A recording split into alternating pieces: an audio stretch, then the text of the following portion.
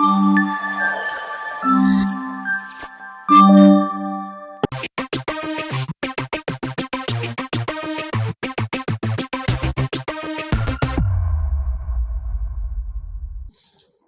నమస్కారం అండి. వరలక్ష్మి వ్రతం వస్తుంది, 28 అంటున్నారు, లేదు ఈ శుక్రవారమే అంటున్నారు. సరే, అవన్నీ మనం సోషల్ మీడియాలో వివరణలు చూస్తూనే ఉన్నాం. మీ సిచ్యువేషన్కి తగ్గట్టు పాటిస్తున్నాం. అయితే as a women who crossed a young girls age, ఒక టీనేజ్, ఒక యంగ్ ఏజ్ దాటి మిడిల్ ఏజ్లో ఉన్నటువంటి, మధ్య ఏజ్లో ఉన్నటువంటి ఒక ఉమెన్గా నా అనుభవాలు నేను చెప్పాలనుకుంటున్నాను. నాకు అనిపించింది ఏంటంటే, వరలక్ష్మి వ్రతం కానివ్వండి, ఇతర వ్రతాలు కానివ్వండి, మాసాలు ఉత్కృష్టమైనటువంటి సంపద మనది. అది మనం ఒక్కసారి విసుక్కున్నా, పాటించడానికి ఇరిటేషన్ వచ్చినా, మనకి పాటించలేకపోయినా ఆ ఇరిటేషన్ పిల్లల ముందు చూపించిన ఒక జనరేషన్నే స్పాయిల్ చేసిన వాళ్ళం ఉంటాం.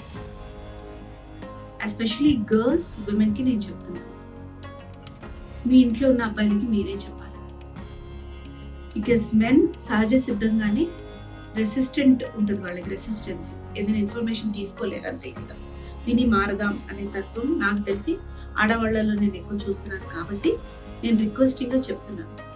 అండ్ మన ధర్మం స్త్రీలకు చాలా చాలా ప్రాధాన్యత ఇచ్చిందని ఈ మధ్యనే డివోషనల్ పాడ్కాస్ట్లు చేస్తున్నప్పుడు, లేకపోతే ఇంకొకటి సందర్భాల్లో నాకు తెలుస్తూ వస్తూ ఉంది. నేను అర్థం చేసుకుంటానని అనుకుంటున్నాను. ఎందుకంటే వరలక్ష్మి వ్రతం చేయడానికి మనకు అంత భయం.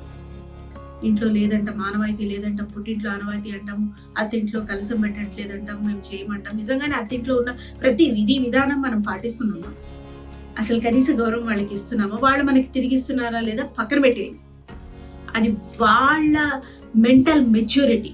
వాళ్ళు మనకి తిరిగి గౌరవము, మన కోసం మంచిగా మాట్లాడటము, మనల్ని చక్కగా చూడడం వాళ్ళు చేయట్లేదంటే అది వాళ్ళ విచక్షణ, వాళ్ళు పుట్టి పెరిగిన వాతావరణం. That is up to them. What are we doing?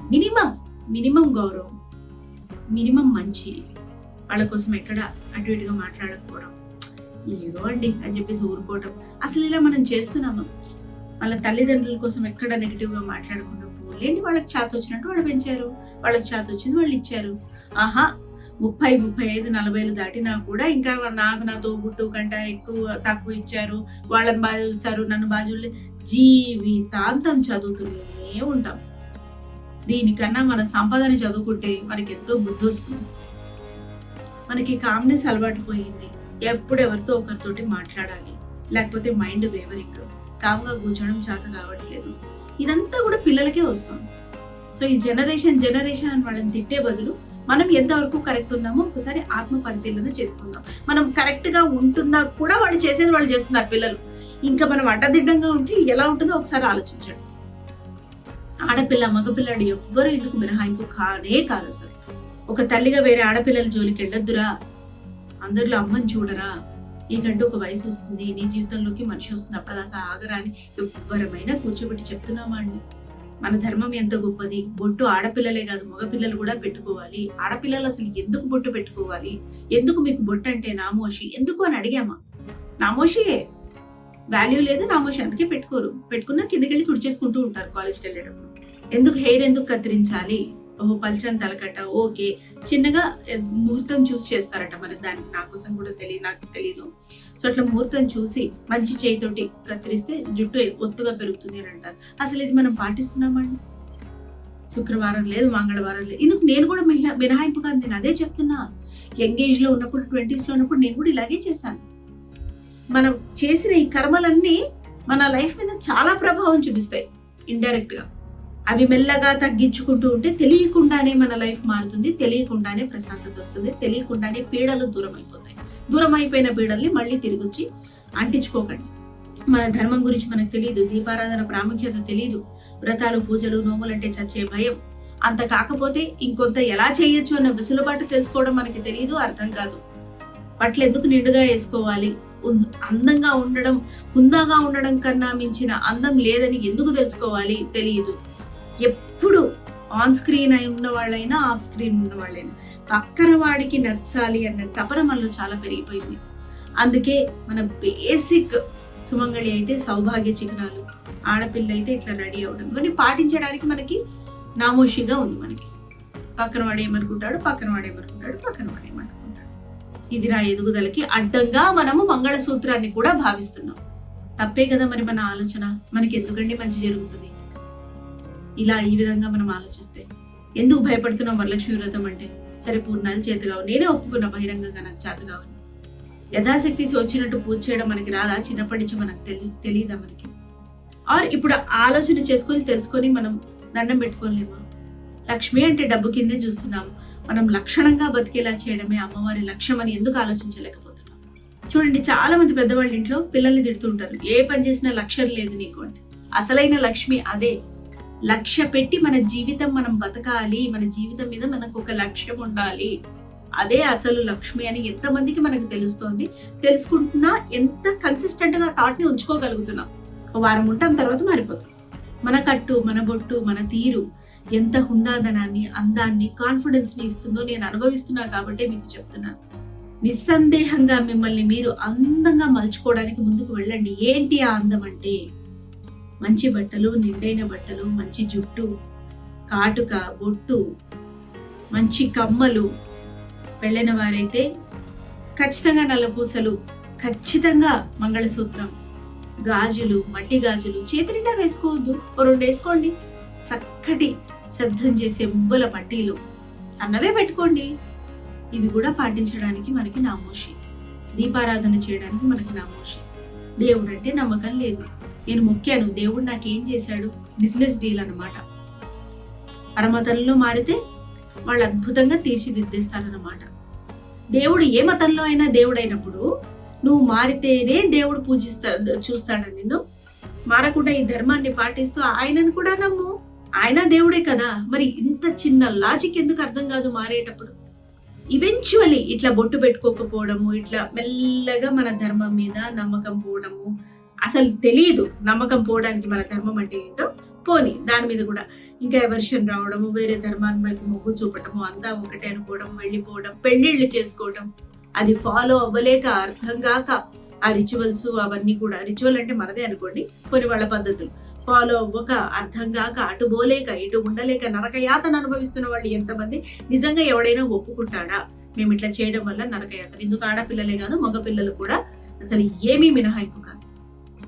చూడండి, మన తల్లిని తీసుకెళ్ళి మనం మార్కెట్లో పెడుతున్నట్టే మన ధర్మం మారితే నేను చాలా గర్వపడుతున్నాను. Whatever I have learn, ఎన్ని టక్కా ముక్కీలైనా తిననివ్వండి. ఆ తర్వాత నేను నేర్చుకున్నది అద్భుతం, ఇంకా నేర్చుకోవాల్సింది అనంతం. ఇలాగే ఉందామనుకుంటున్నా, ఇలాగే పాటిద్దామనుకుంటున్నాను. దీనివల్ల కొంతమంది అనుకునే ఎత్తుకు నేను ఎదగలేదేమో, కానీ ఆత్మ పరిశీలన చేసుకుంటే ఎన్నో రేట్లు నేను ఎదిగినట్టే లెక్క. నన్ను నేను చూసుకుందాం అనుకుంటున్నాను, నా కుటుంబాన్ని చూసుకుందాం అనుకుంటున్నాను. I want to prioritize and దానికి ఖచ్చితంగా నేను నిలబడాలనుకుంటున్నాను. నీ గురించి ఆలోచించు, నీ గురించి ఆలోచించు. ఎవడు చెప్పాడండి? నీ వాళ్ళ గురించి ఆలోచించడమే నీ గురించి ఆలోచించడం, అందులోనే ఆత్మసంతృప్తి ఉంది. అయ్యో అన్న జాలి గుణం కలిగి ఉండడమే స్త్రీ అసలైన తత్వం. భర్త భార్య కొట్లాడుకుంటుంటే ఆయన ఏదో ఒకటి చెప్తున్నాడు, కోపిష్టి స్వభావం. సరే, నిన్ను నువ్వు కామ్ చేసుకోవడం స్త్రీ అసలైన తత్వం. తర్వాత ఆయనకు చెప్పాలి, వివరించాలి ఓపికగా. భర్త యోగ్యుడైతే ఆయన అడుగు జాడల్లో నడవాలి, ఎందుకు నామోషి కింద ఫీల్ అవ్వకూడదు, ట్రాన్స్పరెన్సీ ఉండాలి, బాధ ఉంటే ఆ బాధని తెలియచెప్పాలి, అరవకూడదు. ఇవన్నీ అసలు సిసలైన స్త్రీ లక్షణాలు కదండి. మరి ఇవే మర్చిపోతున్నామే మనం. విచ్చలవిడి స్నేహాలు, విచ్చలవిడి అనుబంధాలు, విచ్చలవిడి బంధాలు, విచ్చలవిడి బంధనాలు, విచ్చలవిడి డిసిషన్స్. ఇవి తప్పు. కొన్ని ఇప్పటిదాకా చేసి ఇక్కడి నుంచి అయినా ఆపాలి. ఒకసారి తెలియక చేసినంత మాత్రాన, ఏదో ఎవరిపాట్లో చేసినంత మాత్రాన, తెలిసి తెలియని తత్వంలో చేసినంత మాత్రాన లైఫ్ అంతా అది కంటిన్యూ చేయాల్సిన దుస్థితి లేదు. ఆపుదాం, మారదాం, మూసుకొని ఉందాము అని ఎంతమంది అనుకుంటున్నాం మనం. ఈ మధ్యనే రిలీజ్ అయిన సూపర్ హిట్ సినిమాలు కూడా చెప్పారు, ఒక ఆడది కావాలనుకుంటేనే, అది వద్దనుకుంటేనే ఆగుతుంది. మరి మనం వద్దు అనుకొని కట్టుదిట్టంగా కట్టడి చేసుకొని మన పరిధిలో మనం ఉంటున్నామా? ఎంతమందిని? ఎందుకు మాట్లాడాలి? ఉత్త మాటలే అంటారు. వద్దు, మాట్లాడకండి. బోరు కొడుతుందా? నోరు మూసుకొని కూర్చోండి. టీవీ ఉందిగా, మంచి సినిమాలు, భక్తి ప్రోగ్రామ్స్ ఎన్నున్నాయండి, చూస్తూ కూర్చోండి. పిల్లలకి చూపించండి, అవి ఏం కాదు. పిచ్చి కార్టూన్ల కన్నా ఇది చాలా బెటర్ కదండి. కార్టూన్లో పిచ్చివి కూడా ఉన్నాయి, అవే చూస్తుంటారు పిల్లలు. నేను అనేది అది కార్టూన్లన్నీ పిచ్చివని కాదు. అన్ని పుణ్యక్షేత్రాలు తిరగనక్కర్లేదు. ఇంటి పక్కన గుడికి తీసుకెళ్ళండి, ఓ దండం పెట్టుకోండి, చేసే పనిని ఇష్టంగా చేయండి, ఇంట్లో వంటని ఇష్టంగా చేయండి. బేజారుగా చీనా బతికిందే మీకోసం మీరు ఇంట్లో రెడీ అవ్వండి, నీట్గా మిమ్మల్ని మీరు నిండుగా అందంగా మలుచుకోండి. అది అసలైన అందం అండి. ఒకవేళ వెస్ట్రన్ క్లోత్స్ వేసుకున్నా నిండుగా వేసుకోవడం అసలైన అందము, రివీలింగ్గా కాదు. వరలక్ష్మి వ్రతానికి పిలిచిన వాళ్ళు కూడా వాయనాలు ఇచ్చి ఒక్క ముత్తైదు అయినా చాలు. 9 మందికి ఇవ్వాలి, నాకు తెలీదు, అది నేను చెప్పలేను. బట్ నేనేమనుకుంటానంటే ఒక్కరికి ఇచ్చినా చాలు, ముగ్గురికి ఇచ్చినా చాలు. వాళ్ళ నడవడిక ఇలా ఈ విధంగా ఉంది, కట్టు బొట్టు అన్ని చక్కగా లక్షణంగా ఉన్నాయి, మంచిగా ఉన్నాయి. వాళ్ళు మీ మంచి కోరుతున్నారు. పసుపు పూయించుకోవడం వాళ్ళకి నామోషి కాదు, మట్టి గాజులు వేసుకోవడం వాళ్ళకి నామోషి కాదు, బొట్టు పెట్టుకోవడం నామోషి కాదు, జడ వేసుకోవడం నామోషి కాదు, మంగళసూత్రాలు వేసుకోవడం నామోషి కాదు. వరలక్ష్మి వ్రతానికి బీరువాలోంచి బయటికి వచ్చి మళ్ళీ లోపలికి వెళ్ళే వాళ్ళ మంగళసూత్రాలు ఎప్పుడు ఒంటి మీద, అట్లాంటి వాళ్ళకి ఇవ్వండి తాంబూలం. అది అసలు సిసలైన ధర్మాన్ని పెంపొందించడం అంటే. అంతేగా నేను 50 వేల వరకు ఇట్లా అల్ట్రాగా ఉండి ఆ తర్వాత నేను మారుతాను, ఇప్పుడే రాని మార్పు అప్పుడెందుకు వస్తుంది?